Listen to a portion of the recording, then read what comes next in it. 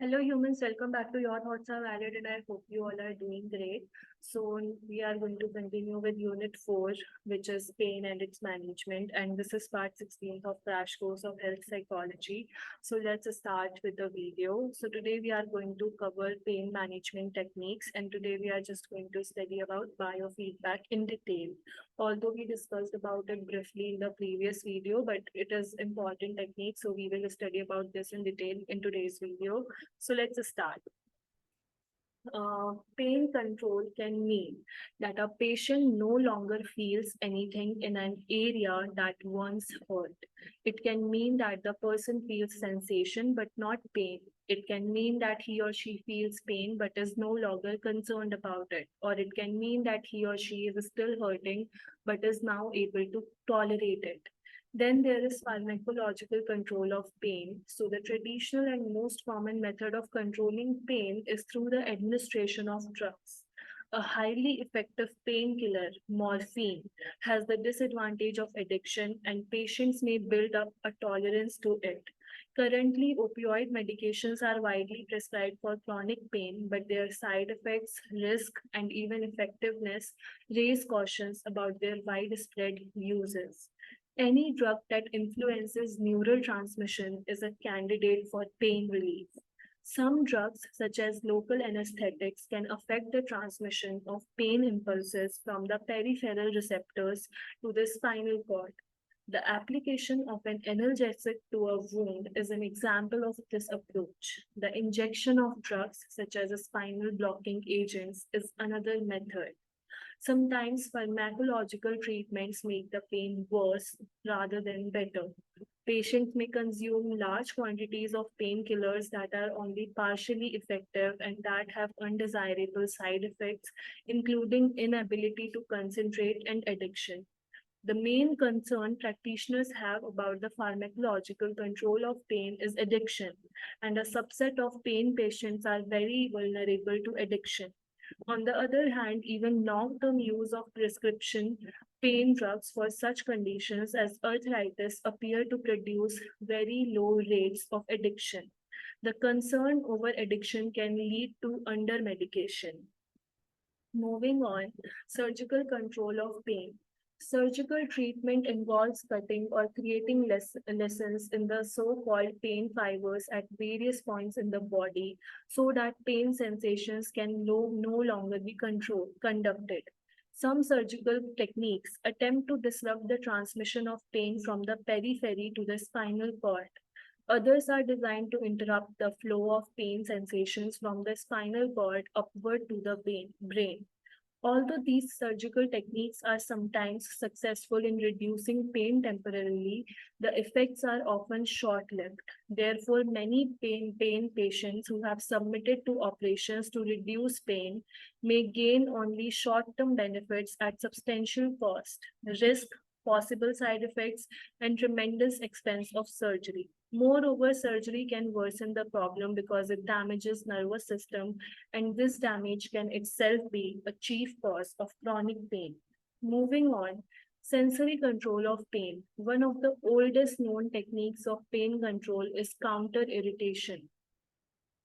Counter irritation involves inhibiting pain in one part of the body by stimulating or mildly irritating another area.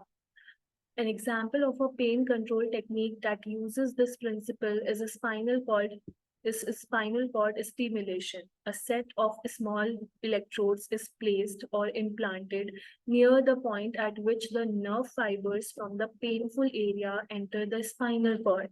When the patient experiences pain, he or she activates a radio signal which delivers a mild electrical stimulus to that area of the spine, thus inhibiting pain. Sensory control techniques have had some success in reducing the experience of pain. However, their effects are often only short lived and they may therefore be appropriate primarily for temporary relief from acute pain or as part of a general regimen for chronic pain. In recent years, pain management experts have turned increasingly to exercise and other ways of increasing mobility to help the chronic pain patient. Moving on to biofeedback. Biofeedback, a method of achieving control over a bodily process, has been used to treat a variety of health problems, including pain control and hypertension. Biofeedback involves providing biophysiological feedback to a patient about some bodily process of which the patient is usually unaware. Biofeedback training can be thought of as an operant learning process. First, the target function to be brought under control, such as blood pressure or heart rate, is identified. This function is then tracked by a machine, which provides information to the patient. For example, heart rate might be converted into a tone so the patient can hear how quickly or slowly his or her heart is beating. The patient then attempts to change the bodily process through trial and error and continuous feedback from the machine. The patient learns what thoughts or behaviors will modify the bodily function. Biofeedback has been used to treat a number of chronic pain syndromes, including headaches. Despite widely touted claims for its efficacy, there is only modest evidence that it is effective in reducing pain. Even when biofeedback is effective, it may be no more so than less expensive, more easily used techniques such as relaxation. Biofeedback is a mind body technique that involves using visual or auditory feedback to teach people to recognize physical signs and symptoms of stress and anxiety, such as increased heart rate, body temperature, and muscle tension. By learning how to control physical and psychological effects of stress using biofeedback, people are able to learn how to relax their minds and bodies and better cope with the symptoms of stress. The goal of biofeedback is to make subtle changes to the body that result in a desired effect.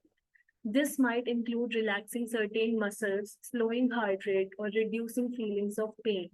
Some of the functions that people can learn to control include blood flow, blood pressure, heart rate, muscle tension, pain perception. Moving on, techniques. Biofeedback is often considered a type of training rather than a treatment. With training and practice, biofeedback can be used to help people develop new skills that may help them to better cope or perform. A biofeedback session will often last between 30 to 60 minutes. A typical course of treatment often includes 4 to 6 sessions, although 8 to 10 sessions are also not uncommon. The duration of treatment and the number of sessions required depends on many factors, including how well you respond to the training, the condition you are focusing on, and your goals for treatment. During a typical biofeedback session, electrical sensors will be connected to specific areas of your body depending upon the type of response being measured. These sensors will be connected to a measurement device that will provide feedback on your physical responses. During your session, your therapist will guide you through different mental exercises that may involve visualization, meditation, breathing, or relaxation techniques. As you perform these activities, you will receive information on your physical response from the measurement device. Moving on, what biofeedback can help with. Biofeedback is particularly useful for managing stress as well as a variety of conditions that may be exacerbated by stress, including attention deficit hyperactivity disorder, ADHD, anxiety, brain injuries, depression, digestive disorders, high and low blood pressure, mental health conditions, migraines, pain, physical reactions to stress, PTSD, relaxation and stress management, tension headaches. Moving on, benefits of biofeedback. So it's non-invasive. Biofeedback may appeal in situations where other treatments have not been effective or where people are unable to take certain medications. Because biofeedback is non-invasive, patients may prefer it in situations where other treatments may be more invasive or disrupting.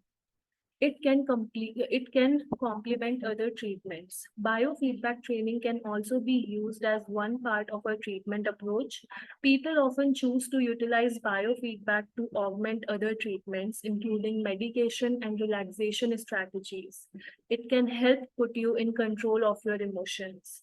Biofeedback also teaches people how to control their own responses in stressful situations, which can help people feel more in control and better able to manage the stress they may face in their daily life as well as the stress that results from another health condition.